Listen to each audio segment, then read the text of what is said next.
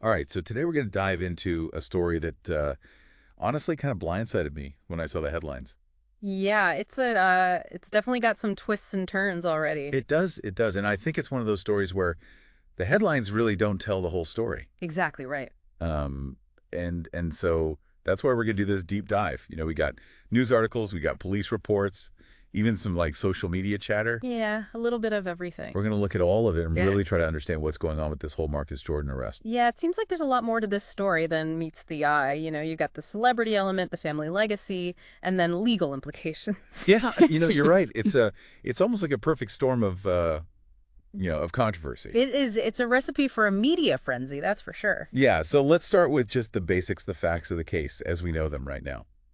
So early Tuesday morning in Florida, 34-year-old Marcus Jordan, he's the CEO of Trophy Room. That's the sneaker boutique. Right, I've seen that place. It's pretty impressive. Yeah, it's a big deal. So he was arrested. Charges are DUI, cocaine possession, and resisting arrest. Wow, that's a lot to deal with. Yeah, and to add to the whole picture, his blue Lamborghini SUV was found stuck on railroad tracks. Okay, wait, stuck on the tracks? How does that even happen? I know, right? It's like something out of a movie. Seriously, though, that's not just a DUI anymore. That's potentially property damage, maybe even risk of injury. You're right about that. It definitely ups the stakes in terms of legal trouble. No kidding. Florida law doesn't mess around with DUIs, especially when there's potential for harm. So the reports we have say that he was, well, let's just say, not in the best shape. When they found him, slurred speech, bloodshot eyes, the whole 9 yards. They also found cocaine on him. Okay, so it sounds like this is more than just a simple wrong turn. Yeah.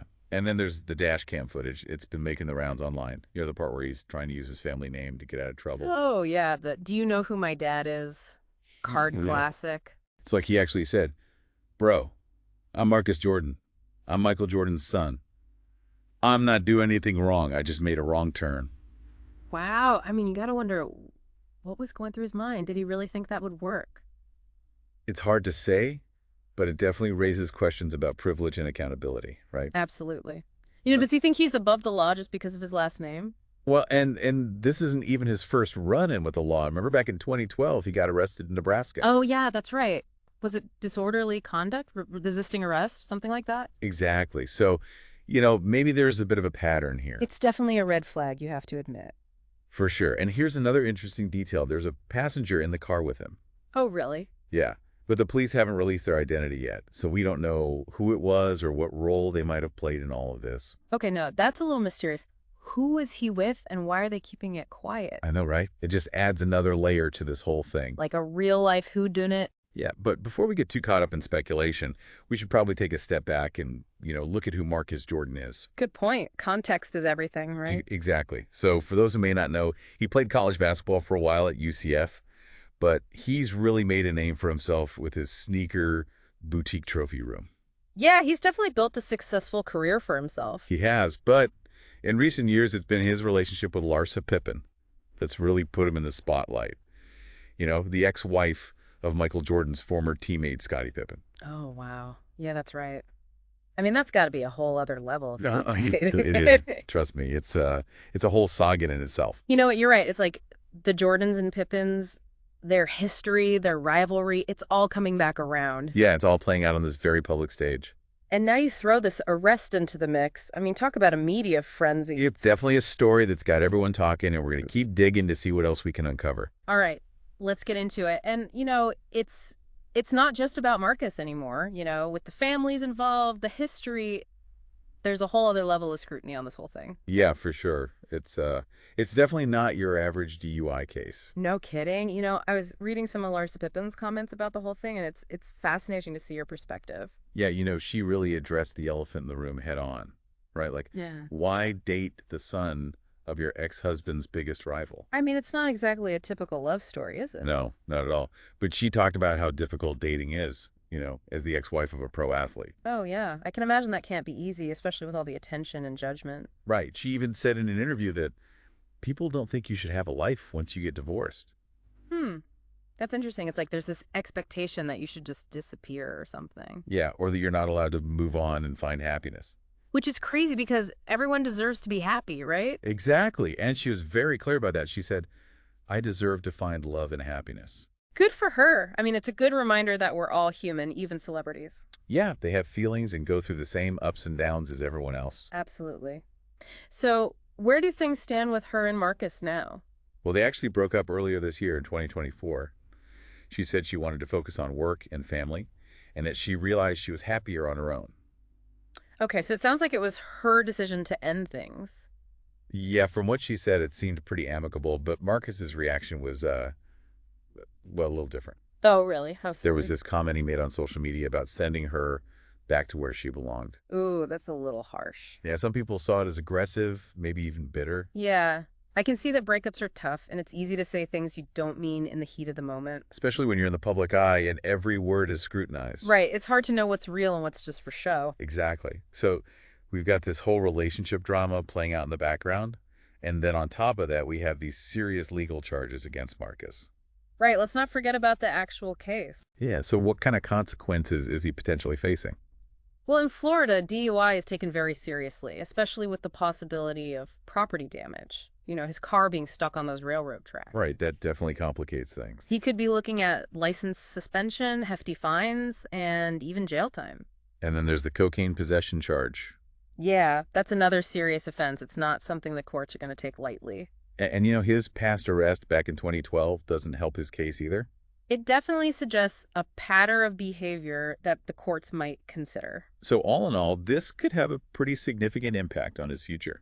No doubt about it. And then there's the whole Jordan brand factor. Mhm. You know, how will this affect their image? Yeah, I mean, they've built an empire on Michael Jordan's legacy. Yeah. You know, excellence, achievement, all of that. Right. So an incident like this involving a family member, it's got to be a PR nightmare for them. For sure. It'll be interesting to see how they respond. Yeah. Do they distance themselves from Marcus to protect the brand, or do they stand by him?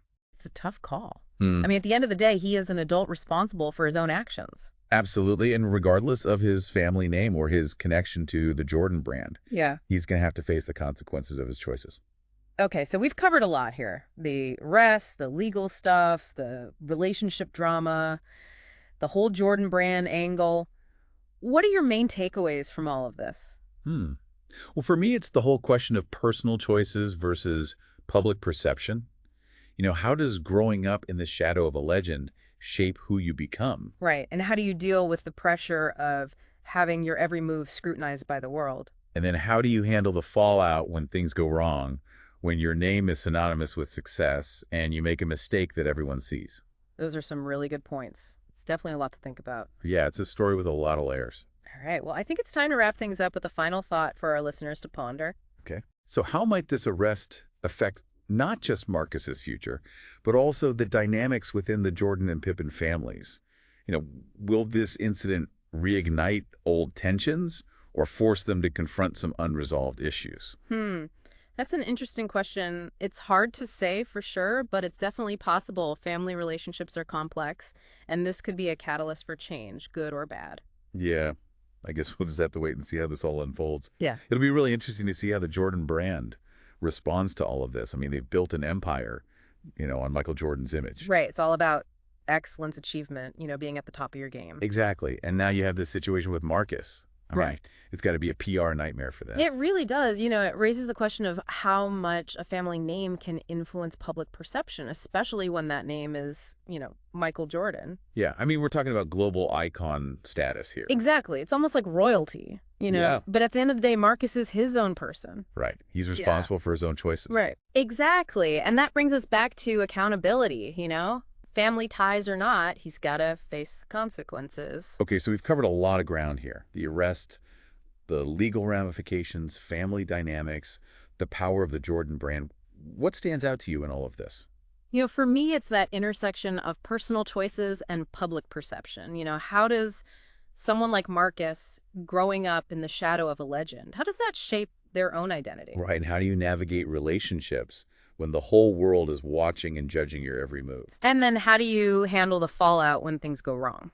When your family name is synonymous with success and you make a very public mistake. Those are some seriously thought-provoking questions. They really are. It makes you think about the weight of expectations, the pressure to live up to a certain standard. Absolutely. And, speaking of thought-provoking, I think it's time to wrap things up with a final thought for our listeners to ponder. Okay, I'm ready. So how might this arrest affect not just Marcus Jordan's future, but also the dynamics within the Jordan and Pippen families? Ooh, that's an interesting one. Yeah. I mean, will this incident reignite old tensions or force them to confront some unresolved issues? It's hard to say for sure, but family relationships are complex. They're always evolving. Right. And this could be a catalyst for change, either good or bad. Definitely something to keep an eye on as the story continues to unfold. Absolutely. Well, this whole story, it's a tangled web of celebrity family drama, legal repercussions, Yeah. and, as we've seen, even as a seemingly straightforward news story can have layers of complexity and multiple perspectives. We can. It's a reminder that there's always more beneath the surface, and, it's important to keep asking questions, stay curious, and never underestimate the power of considering different viewpoints. Well said. Till next time, keep diving deep.